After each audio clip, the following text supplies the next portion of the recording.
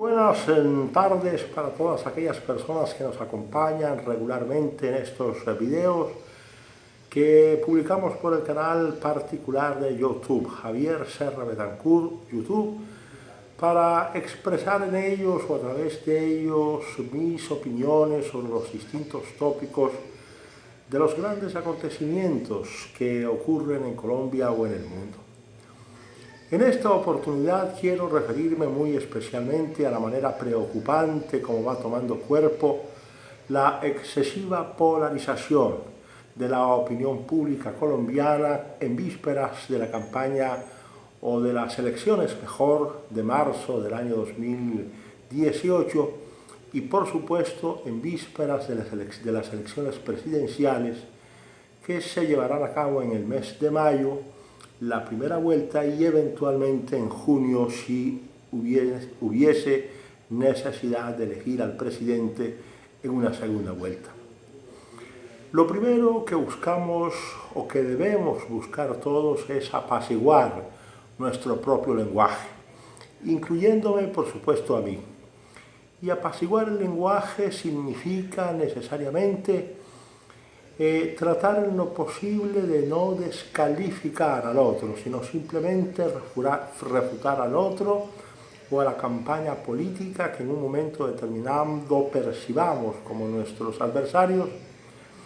refutarla, repito, sin necesidad de la descalificación que muchas veces termina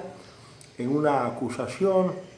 por la presunta condición de corrupto, por la presunta condición de asesino, por la presunta condición de paramilitar o por la presunta condición de guerrillero. Yo particularmente creo que las condiciones particulares de las personas deben ser abstraídas del debate con el exclusivo propósito de combatir unas ideas y la conveniencia o no de tener en el futuro un determinado modelo económico o un determinado modelo político y las características o las condiciones que un candidato tenga para materializar ese modelo político o para materializar ese modelo económico, sin que ello necesariamente implique renunciar a una verdad histórica debidamente comprobada. Existen unas verdades históricas como también existen unas verdades judiciales, pero fundamentalmente me refiero a aquellas acusaciones que no están respaldadas ni por la historia ni por sentencias judiciales que de alguna manera terminan descalificando innecesaria e injustamente al adversario político y creando en la atmósfera colombiana, especialmente en vísperas de estas próximas elecciones, una especie de enrarecimiento, una especie de emponzoñamiento que desdice mucho de la presunta madurez de la democracia colombiana. Por supuesto que nosotros tenemos plena conciencia de que no podemos compararnos con democracias que tienen 600 o 700 años de evolución en la historia. Pero independientemente de esas circunstancias y a pesar de las muchas dificultades que hemos venido presentando, los colombianos hemos puesto un grano de arena cada día, cada semana, cada mes, cada año, para ir perfeccionando poco a poco nuestra aún incipiente democracia. Y por lo tanto es importante que previo al compromiso de todos y cada uno de los candidatos a la presidencia de la República y de todos y cada uno de los candidatos al Senado de la República y a la Cámara de Representantes hagan una especie de profesión de fe en cuanto que aceptan no solo la constitución política, sino los principios fundamentales sobre los cuales se basa la constitución política. Es, repito, necesario que renunciemos de manera expresa a señalamientos que no corresponden a hechos históricos o a señalamientos que no corresponden a hechos o verdades que estén de alguna manera reconocidas en sentencias judiciales de última instancia. De lo contrario sería seguir emponzoñando el debate y por lo tanto destruir la paz que según muchos dicen aman profundamente. La paz que se creó con la firma del Tratado Santos-Timochenko o del Convenio Santos-Timochenko en el Teatro Colón de Bogotá el año pasado, si se quiere letra muerta, a menos que los colombianos realmente tengamos una voluntad específica de paz,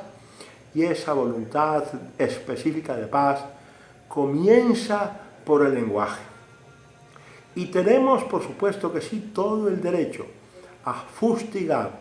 intelectualmente, ideológicamente, a todos aquellos candidatos que consideremos no cumplen con los requisitos esenciales para aspirar a la presidencia de la República de conformidad con el modelo que nosotros mismos hemos imaginado para Colombia. También es cierto que tenemos la obligación de respetar tanto sus calidades como sus cualidades. Y solo señalarlos en cuanto no estemos de acuerdo con ellos, y solo señalarlos en aquellos aspectos en que la verdad histórica esté debidamente comprobada, sea un hecho conocido históricamente, que a juicio de quienes en algún momento decidamos expresar nuestra opinión, no sea un factor propicio para que en un momento determinado elijamos al candidato que eventualmente corresponde, o en su defecto se trate de un fallo judicial. No podemos decirle a una persona simplemente porque pertenezca al partido Cambio Radical o porque pertenezca al partido de la U o pertenezca a cualquiera de los partidos tradicionales que es un corrupto, a menos que tengamos la certeza de que contra él existen unas investigaciones determinadas, específicas, y por lo tanto unos elementos probatorios que permitan inferir razonablemente que esa persona es responsable de esos hechos, o que exista, por supuesto, una sentencia condenatoria